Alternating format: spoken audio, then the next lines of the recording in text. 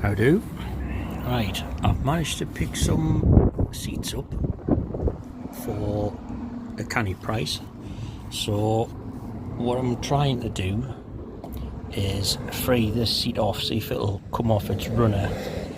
It's bloody stiff, so I've had some penetrating oil in, see if that'll free it off. It moved a little bit, so I'm hoping I can get this out and then I'll do a test fit. So I don't think the runners are going to match up, but you know, if I can just get it in, see what it looks like, I'll be able to hopefully fabricate something that'll fit, and then I might actually have some more comfy seats and stuff that you won't slide off when you go around the corner. So right, I'm gonna battle on with this for a minute, probably swear at it, and then see how far I get. Right, that wasn't in the least bit awkward. So there's the old original seats, and there's the potential new one. So it's a bit bigger, a bit higher, just generally a bit more. There's space inside, so I'm hoping it's going to fit without it being too much of a pain in the jab end. But if they're no good, I can well, just stick them up for sale again and see what I get. So right, I cannot film and wrestle with a chair all at the same time, so I'll stick yous on pause and I'll well, show you what it looks like in a minute. Right, just a quickie, if I zoom out a bit, there you go. This is where it's going to fit into, so hopefully it'll go. I'm noticing there's a bit less space behind this seat than there is for that seat, but sod it, I'll find out in a minute. Right, it's in. It looks like if I want it to go, I'm going to have to take the original base out and just fabricate something new to fit in there, just because, well, height's at a premium. So if a tall mate's sitting in this side, he's going to smash his head in off that bar on the roof. But I should be all right though, so you know, that's what counts. So I think, what does that do? Yeah, I think take that out, fabricate something new, and then if this slides back a bit, that should fit in. I'll just get the backrest a little bit more upright, but I'll have a look from a different angle, see what it looks like. Aye, definitely got to take that old base out. It just needs to sit a lot more upright.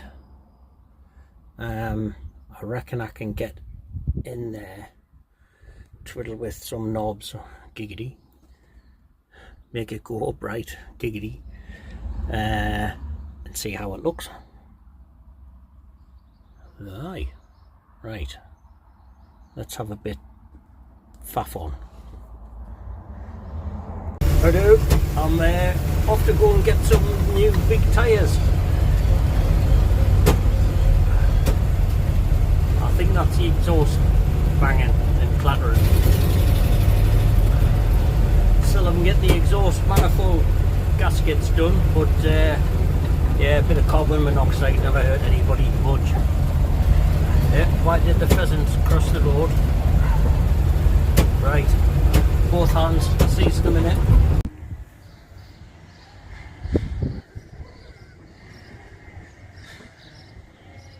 sheep.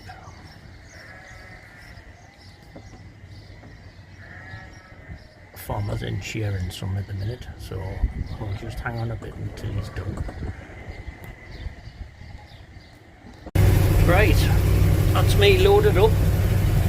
There's some more sheep and more sheep.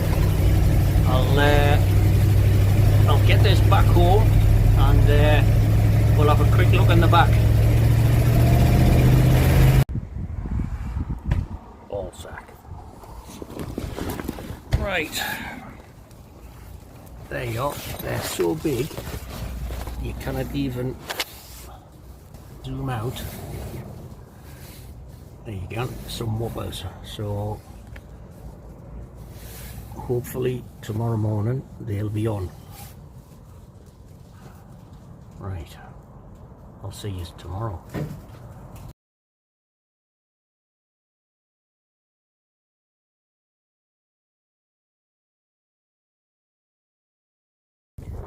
How do? It's a nice sunny day in the middle of nowhere. So the big tyre adventure turned into a misadventure, and as you can see it's still the same old ones that's on. I checked all around, there was enough space around there and there, and then they weren't going to impact on the trailing arms or anything like that. So I was like, oh great, they'll actually fit. Except that the beading on the big tyres is different from the beading on these tyres, so they wouldn't actually fit the rim. So that puts an end to the tyre saga for now. But I have actually found somebody else who actually does agricultural tyres, so I'm going to give him a try in a bit. But today's job, just to keep you up to date, seeing the bloody thing packed in. So there, the shiny square thing, that is the electric, oh hold on, there, which is kaput. So what I've done is I've splashed out and got a sexy new one. When I ordered it I was told it was 50 quid, so I was like, yeah, I'll get that, 50 quid. And then when I turned up to get it, he says, right, that's £52 something plus VAT. And you think, oh, you knob. So it ended up being about 64 quid or something like that. Or I think when he saw the look of bemusement on my face, he decided to let us off with a few quid. So a £50 24 volt fuel pump cost 60 quid. So, but this looks like it actually belongs in there, so it's going to be better than that little crap thing. So there we go. So now I possess some ace wiring skills. I'm now going to put 2 spade connectors on the ends, connect it up and see where we go from there. So right, I cannot do it all one-handed in film, so I'll give you an update in a minute. Right, there's the 2 side by side. I've got some spade connectors for those wires, but if you see the problem, I should have had those connectors rather than the other ends. So I knew I shouldn't have connected them straight away. Right, I'll go and get some and then I'll fit it in place. Tit.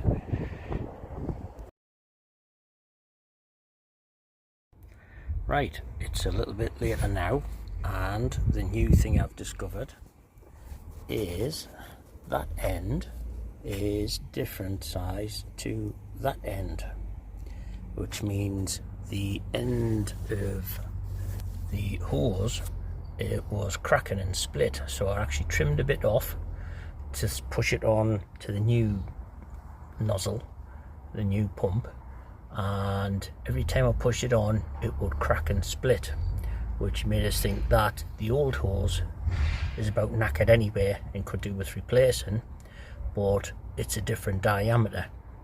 So even if it was decent hose, it was just going to keep splitting anyway, and I was never going to get it on. So I went out and I bought some more.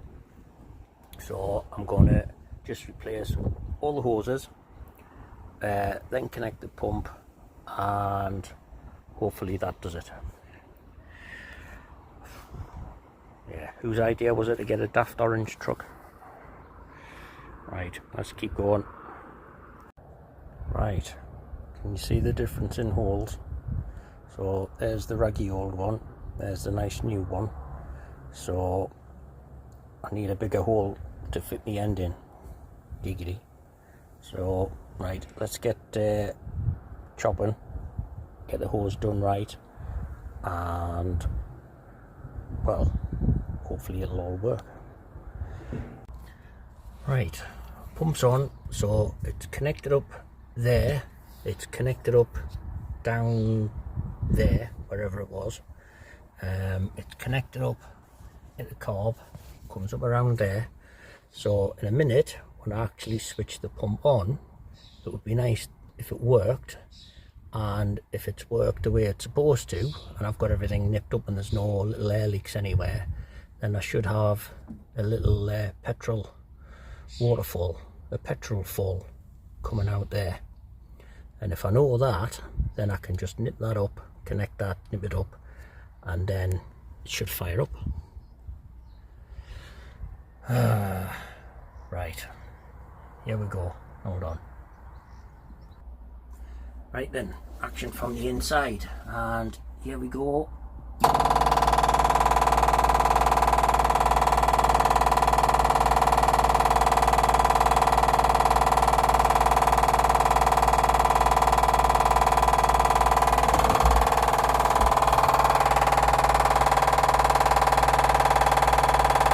Go on then.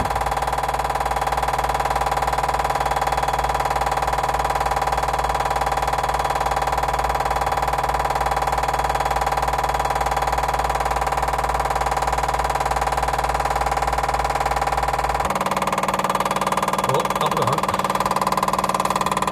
I saw a little spitting.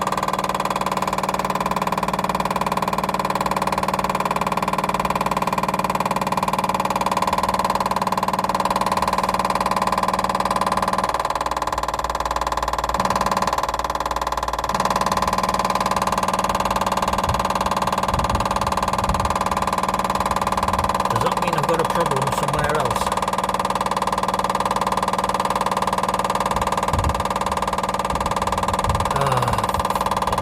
Right, hold on a minute. Right then, since I've got it, I've done the plugs, I've simplified the wiring, I've now put a new fuel pump on, new hoses, I've cleaned the filter out.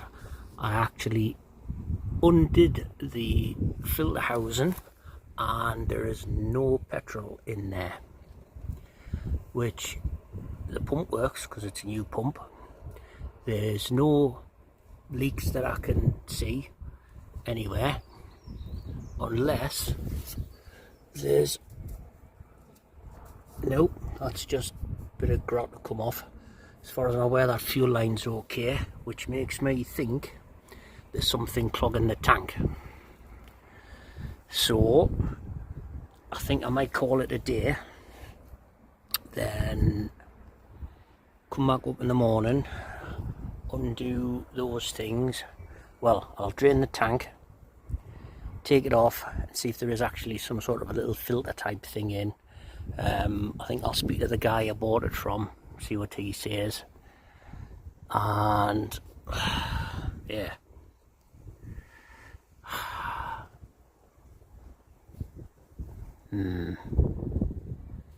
Right, I think I'll go and get a wash, have me tea, and see if I can find some motivation for the morning. Right, see you in a bit.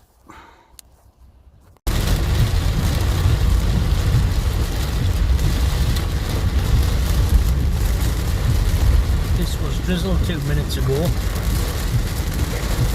Let's see if we can get some lightning.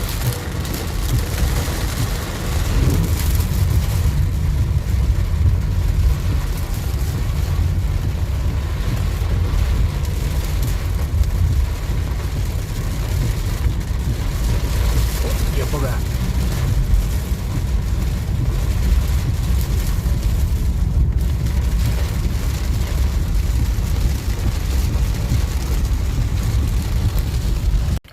Right, had the weekend off because I couldn't get into the yard, so drained the tank. I've taken out bits of crap from the tank, so that's a lot cleaner. There's still a few little bits left, but I'd have to completely take the tank out to do that. So hopefully this is clear now. So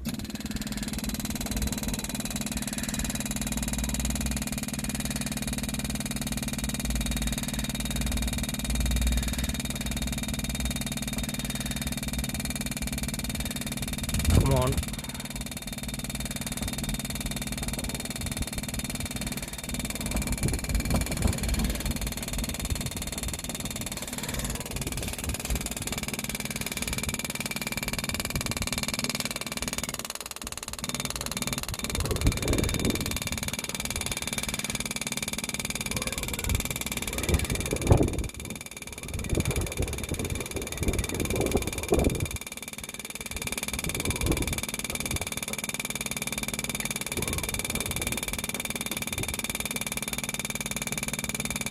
You twat.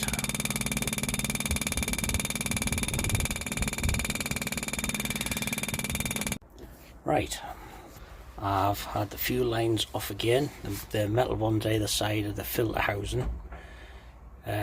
Made sure they were clear. That was a pain in the arse. I've put some petrol in the filter because I'm wondering, is it pulling it through? It's just taking its time. So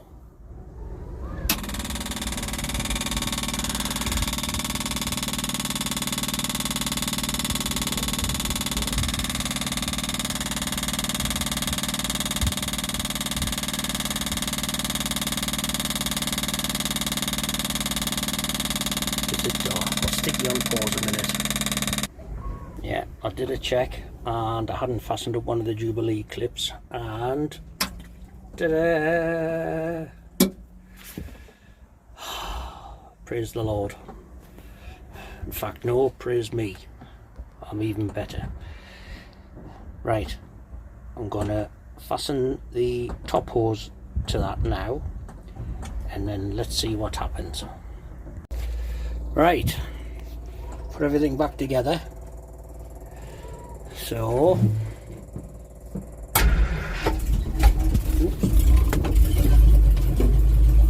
that started in gear there, and that sounds healthy, except there's smoke coming from the battery box. Hold on a minute. Right, and now I've done something to the wiring. I don't know what, but I'll figure it out. Engine works though. Well, I fixed the fuel issue, but this was the wiring for the pump, which is looking a bit sorry now. Just so I don't blow myself up, I've disconnected all of that. That's not difficult even for a non-electrician to do.